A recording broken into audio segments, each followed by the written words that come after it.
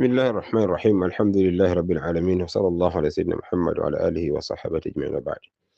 Ndugu Islam, kwa hapa kuna maswali yenu, na leo swali la kwanza linasema, naomba kuuliza, wazazi wametengana kwa talaka. Je, naweza kumpa pesa mama katika mali ya baba?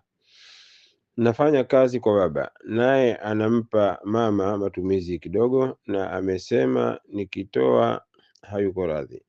Mama anaishi na wadogo zangu. Jawabu ni kwamba hii mali, ikiwa unakusudia kwamba mali ya baba yako yake mwenyewe baba yako, hiyo huwezi kutoa ila kwa ridhaa yake, kwa sababu huyu si mke wake tena, hamlazimu kitu isipokuwa ni wale watoto. Kama watoto wadogo bado hao hawajajiweza, ndio yeye itamlazimu kuendesha.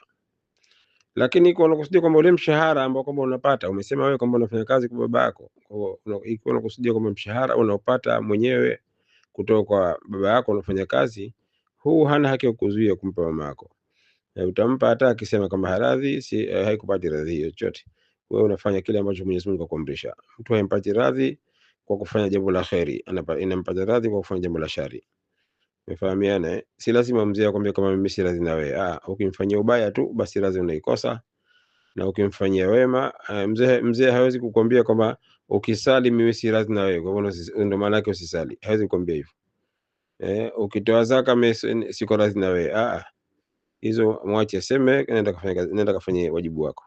Kwa hivyo na mama utampa katika mali yako mwenyewe, utampa mali ya baba yako la, hiyo atampa mwenyewe. Wallahu tabaraka taala a'lam wa ahkam.